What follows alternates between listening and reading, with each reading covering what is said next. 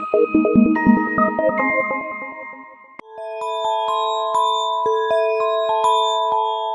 Frog Prince. एक शहर में एक राजकुमारी रहती थी जो बहुत ही सुंदर थी। उसे अपना सारा वक्त पेड़ पौधों के साथ गुजारना अच्छा लगता था। वहां के राजा अपनी बेटी से बहुत प्यार करते थे। उसके जन्मदिन पर उन्होंने राजकुमारी को गोल्डन बॉल दी। ओह, कितनी सुंदर बॉल है। थैंक यू पापा, मुझे ये बहुत अच्छी लगी। शुक्रिया। राजकुमारी बॉल को लेकर बाहर गई। उस दिन मौसम बहुत ही बढ़िया था और बॉल के साथ वो खूब खेली, बार बार ऊपर नीचे फेंकती रहती। पापा ने क्या शानदार तोहफा दिया है। ये मेरे लिए सबसे अच्छा तोहफा है। ऊपर और नीचे जाए मेरी golden ball, bounce bounce bounce. ऊपर और नीचे जाए मेरी golden ball, bounce bounce bounce, bounce bounce bounce. कितनी प्यारी बॉल है। VP we. ओह, मुझे ये बहुत अच्छी लगी। रात होने तक राजकुमारी अपनी गोल्डन बॉल से खेलती रही। उसे बहुत मजा आ रहा था। अंदर जाने से पहले बस एक बार और अपनी बॉल को ऊपर फेंक देती हूँ। राजकुमारी ने अपनी बॉल को बहुत ऊपर फेंका, लेकिन अंधेरा बढ़ रहा था। राजकुमारी को साफ नहीं दिख रहा था और बॉल जमीन पर गिरी, बाउंस हुई और पास ही के तालाब में चली गई। ओह नहीं, मेरी प्यारी बॉल। मैं इस गंदे तालाब से उसे कैसे निकालूं? यहाँ कितने पेड़ पौधे हैं। लगता है बॉल कहीं पर फंस गई है। राजकुमारी तालाब के पास बैठकर फूट फूट कर रोने लगी। अचानक उसने पीछे से एक आवाज सुनी।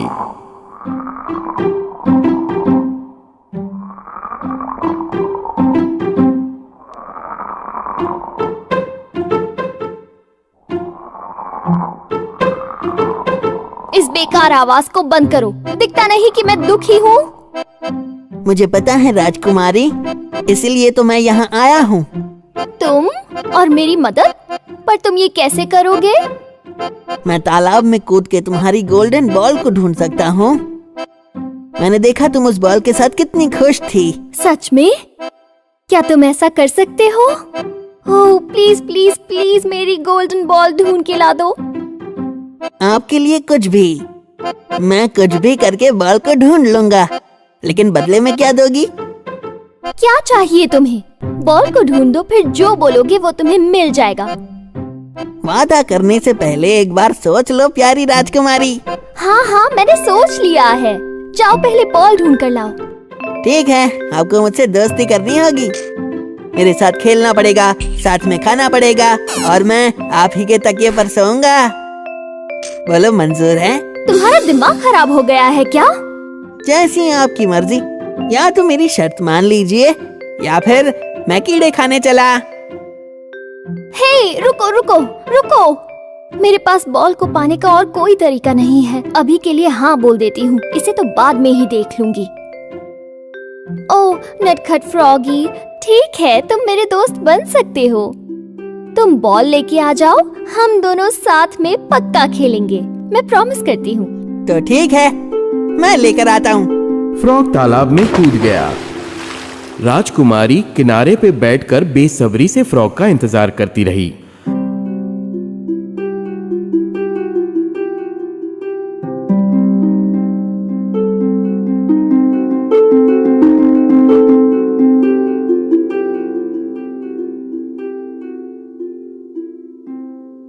जल्द ही फ्रॉग गोल्डन बॉल लेकर पानी से बाहर आ गया।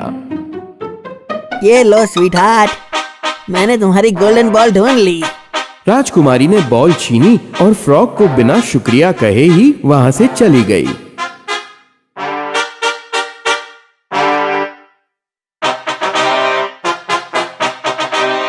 हाँ, मेरी दोस्त बनोगी? कभी आईने में खुद का चेहरा भी देखा है उसने? राजकुमारी फ्रॉग से किया हुआ वादा पूरी तरह भूल गई। उसे लगा कि फ्रॉग कभी नहीं मिलेगा।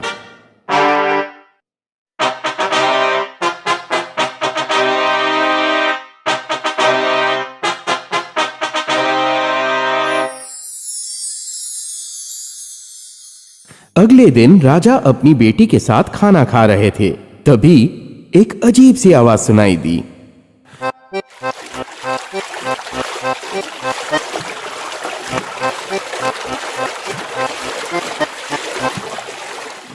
और किसी ने दरवाजा खटखटाया। योहो! देखो राजकुमारी, तुम्हारा दोस्त आया है। तुमने मेरे साथ खाना खाने का वादा किया था, है ना? याद है कि नहीं? मुझे बहुत भूख लगी है। हाँ? ये क्या हो गया? मैं तो इसे पूरी तरह भूल ही चुकी थी। पता नहीं ये यहाँ महल तक कैसे पहुँच गया। ये कौन है बेटा? छोड़िए पापा, ये फ्रॉग दरअसल पागलों की तरह मेरे पीछे पड़ा हुआ है। रुको, मुझे जानना है ये बदतमीज फ्रॉग क्या कहना चाहता है। ओ पापा, हमें वक्त बर्बाद नहीं करना चाहिए। बेटा, मैंने कहा मुझे उस बदतमीज फ्रॉग से मिलना है अभी। राजकुमारी को अपने पापा की बात माननी पड़ी। ना चाहते हुए भी उसने फ्रॉग को अंदर बुलाया। तुमसे मिलके अच्छा लगा। हाँ, तुम यहाँ क्यों आए हो गंदे तालाबी कीड़े? तुम मुझे बाहर भी मिल सकते थे ना। ओ राजकुमारी, मैंने पूरा दिन तुम्हारा इंतजार किया लेकिन तुम आई नहीं। मुझे तुम्हारी याद आ रही थी। ठीक है, खाना खाओ और दफा हो जाओ। तुम इतना ज्यादा गुस्सा क्यों कर रही हो? मैंने तुम्हारी गोल्डन बॉल ढूंढने में मदद की थी ना। आखिर ये हो क्या रहा है? कुछ नहीं मेरे महाराज। कल राजकुमारी की गोल्डन बॉल तालाब में गिर गई थी और इन्होंने वादा किया था कि वो मेरी दोस्त बनेगी, साथ में खाना खाएगी और उनके तकिए पे साथ में सोने देंगी। लेकिन अब मुझे लगता है कि वो मुझे भूल गई हैं। क्या ये सच है बेटी? इसने मुझे गलत समझा था पापा। मुझे तो बॉल चाहिए थी। मैं इसकी दोस्त कैसे बन सकती हूँ? इसकी बहुत हुआ, मैं तुमसे शर्मिंदा हूँ। अगर कोई वादा किया है तो उसे पूरा करो। मैं तुम्हें बहुत प्यार करता हूँ, लेकिन आज तुमने गलत किया। अब चुपचाप फ्रॉग को सॉरी कहो। राजकुमारी को गुस्सा आया। उस गंदे फ्रॉग को सॉरी जो बोलना था, लेकिन राजकुमारी के पास इसके अलावा और कोई चारा भी तो नहीं था। गंदे कीड़े, तुम बहुत अजीब हो। अब तुम्हें अपने साथ सुलाना भी पड़ेगा। ये कैसी मुसीबत में फंस गई हूँ मैं। जब राजकुमारी कमरे में गई तो साथ में फ्रॉग को भी ले गई और अपने तकिए पे बैठा दिया। कोई कहानी सुनाओगी राजकुमारी? अगर तुमने मुझे परेशान किया और जल्दी नहीं सोए तो मैं तुम्हें बाहर फेंक दूंगी। फ्रॉग थोड़ा डर गया और पीछे हट गया।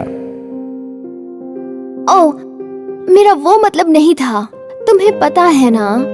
देखो, मुझे माफ कर दो, ठीक है? मैं बहुत थक गई हूँ। तो प्लीज सो जाओ और मुझे भी सोने दो, ठीक है?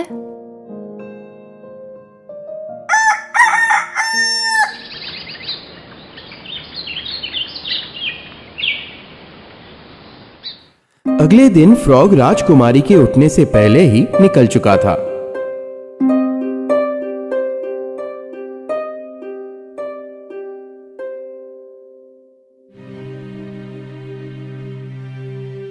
अरे, ये फ्रॉग कहाँ चला गया? शायद कल रात में उस पर बहुत चिल्लाई। कहीं ऐसा तो नहीं कि उसे बहुत बुरा लगा?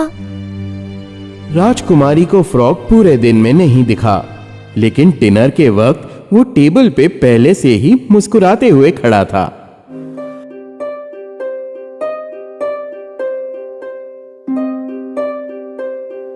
ओह, तुम आ गए हाँ? मुझे लगा कल रात के बाद तुम मुझसे गुस्सा होगे।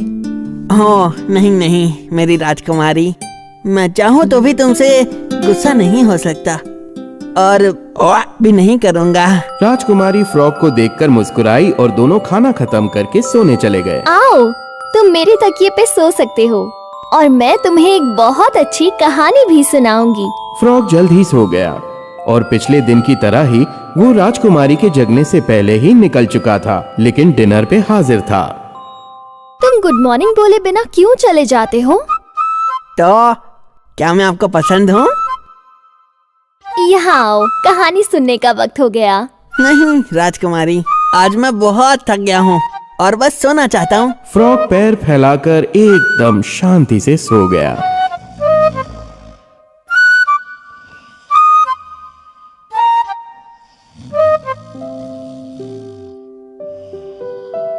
राजकुमारी उसे देखकर हंसती रही। इतना बुरा भी नहीं है मेरा फ्रॉगी। और फिर उसने फ्रॉग को किस किया और खुद भी सो गई।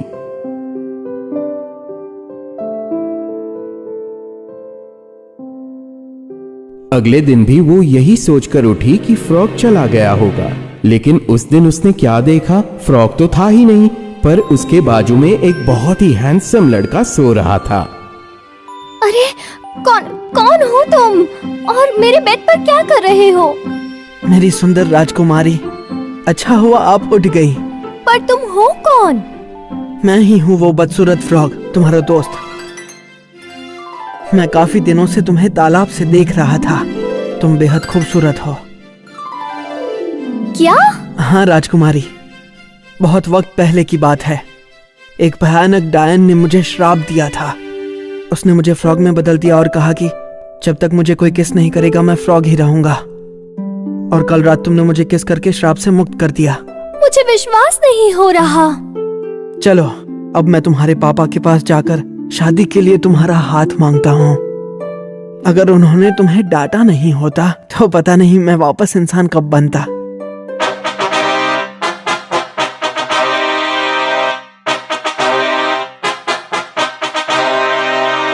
तो राजकुमारी राजकुमार को अपने पापा के पास लेकर गई। फिर राजकुमार ने अपनी कहानी खुद सुनाई। और अब मेरे महाराज, मैं आपकी बेटी से शादी करके उसे अपने राज्य ले जाना चाहता हूँ। मेरे माँ बाप भी आपकी बेटी को देख के बहुत खुश होंगे। हाँ हाँ, क्यों नहीं। अगर तुम मेरी बेटी से शादी करोगे तो सबसे ज्यादा खुशी मुझे ही होगी। इस तरह राजकुमार अपनी राजकुमारी को लेके चला गया, जहां उन दोनों का बहुत भव्य स्वागत हुआ। दोनों हमेशा खुशी खुशी रहने लगे।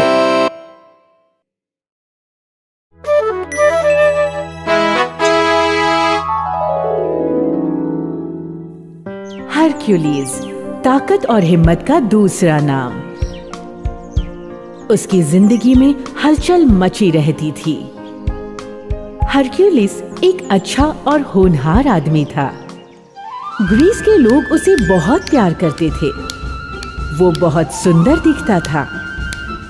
जिन्हें उसके बारे में नहीं पता था वो उसे ग्रीस का राजा समझने की गलती कर बैठते थे। अरे ये हरक्यूलिस तुम लोगों का राजा है ना? नहीं नहीं मेरे दोस्त, वो हमारा राजा नहीं है। उसका नाम हरक्यूलिस है। वो इस जगह का हीरो है। ऐसे किस्से बार बार होने लगे और एक बार राजा के आदमियों को इस बारे में पता चला। उन्होंने राजा को बताया कि कुछ लोग हरक्यूलिस को राजा समझने लगे हैं। जब राजा ने ये सुना तो उसे काफी गुस्सा आया। उसे फिक्र होने लगी कि कहीं लोग हरक्यूलिस को नया राजा न बना दे। उसने अपने मंत्रियों से बात करके हरक्यूलिस से छुटकारा पाने का प्लान बनाया। राजा अच्छे से जानता था हरक्यूलिस दूर चला गया तो लोग उसे धीरे धीरे भूल जाएंगे। एक बार राजा ने नया प्लान बनाया। उसने हरक्यूलिस को बहुत मुश्किल काम सौंपा, जिसकी वजह से हरक्यूलिस राज्य से काफी वक्त तक दूर रहने वाला था। राजा ने हरक्यूलिस को हेस्पेरिडीज नाम की जगह जाने का आदेश दिया। ऐसा कहा जाता था कि हेस्पेरिडीज के पेड़ों पर गोल्डन एप्पल उगते हैं। राजा ने हरक्यूलिस को 3 गोल्डन एप्पल लाने का आदेश दिया। राजा ने हरक्यूलिस को हेस्पेरिडीज इसलिए भेजा क्योंकि उस जगह का रास्ता किसी को भी मालूम नहीं था। राजा को पता था हरक्यूलिस को वापस लौटने में काफी वक्त लग जाएगा। हरक्यूलिस मान गया और उसने सफर के लिए सारी जरूरी चीजें इकट्ठा कर ली। अगले दिन उसने अपना देश छोड़ दिया। रास्ते में वो 3 लड़कियों से मिला। हरक्यूलिस ने उनसे हेस्पेरिडीज का रास्ता पूछा। हाय, क्या आप लोग मुझे हेस्पेरिडीज का रास्ता बता सकते हैं? मैं नक्शे में उसे ढूंढ नहीं पा रहा हूँ। हेस्पेरिडीज? सच कहे तो हमने भी उसका नाम कभी नहीं सुना है। हमें तो बिल्कुल नहीं पता कि वो कहाँ पर है। समुद्र में मौजूद बूढ़े आदमी से पूछना चाहिए, शायद उसे हेस्पेरिडीज का रास्ता पता हो। लेकिन बूढ़े आदमी से बात करते वक्त तुम्हें सतर्क रहना होगा। जब तुम बात करो तो उसे कस के पकड़ लेना, वरना वो भाग जाएगा। हेस्पेरिडीज का रास्ता सिर्फ उसे पता है।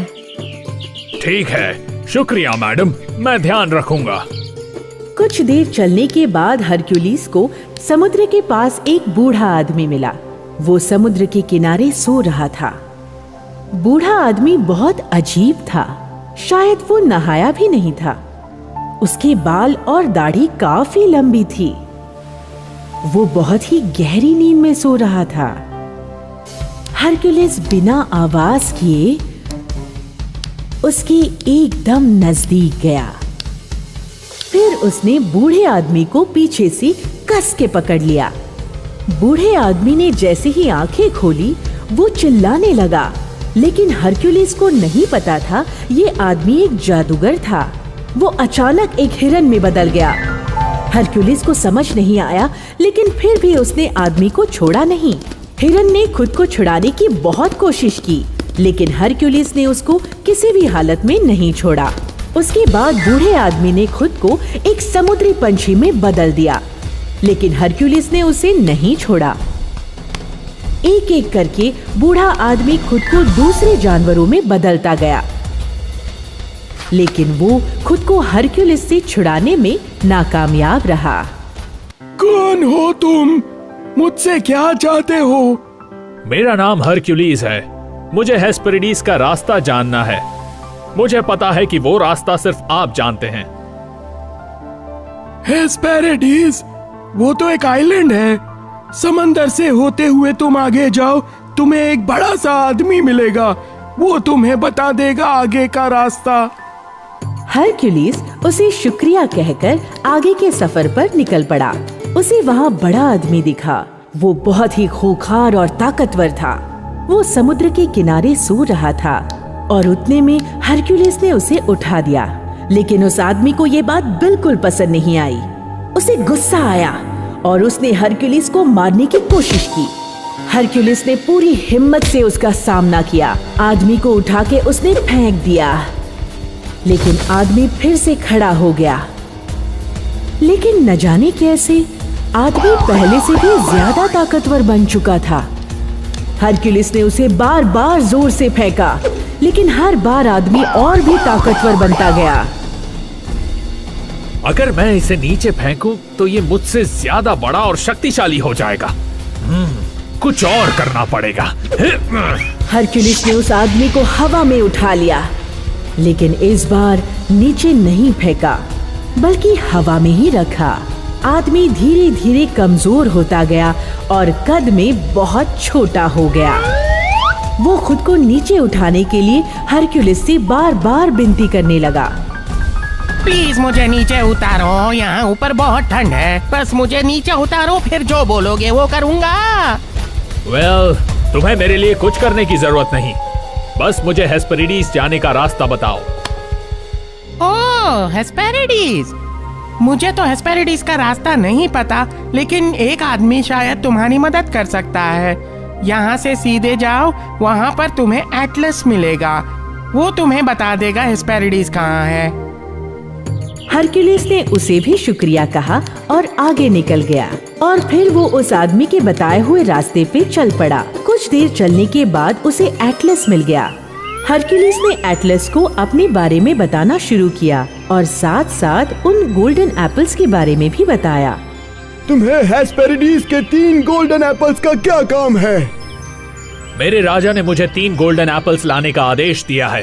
एटलस का काम आसमान को पकड़ने का था। उसने आसमान को कई सालों से पकड़ के रखा था और इस काम से वो बोर हो चुका था। फिर उसके खुराफाती दिमाग में ख्याल आया, यहाँ से हेस्पेरिडीज बहुत दूर है, वहाँ सिर्फ मैं जा सकता हूँ। मेरे लिए इन बादलों को पकड़ो और बदले में मैं तुम्हारे लिए गोल्डन एप्पल्स लाऊंगा। हरक्यूलिस को शर्त मंजूर थी। उसने आसमान को अपने कंधों पर ले लिया और एटलस वहाँ से निकल गया।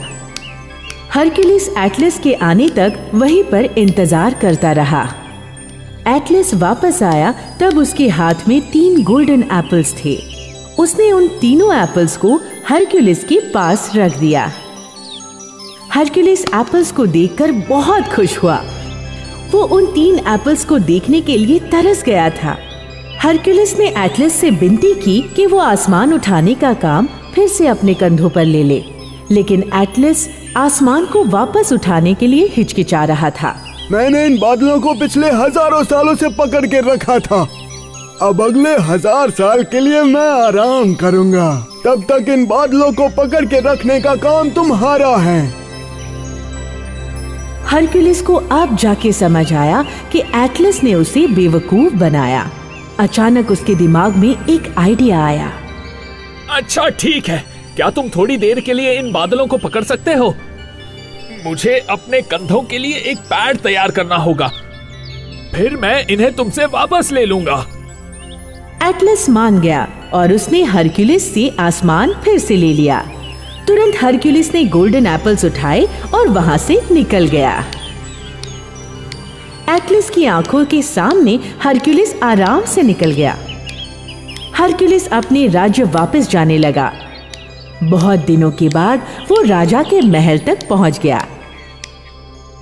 उसने तीनों गोल्डन एप्पल्स राजा को दे दिए।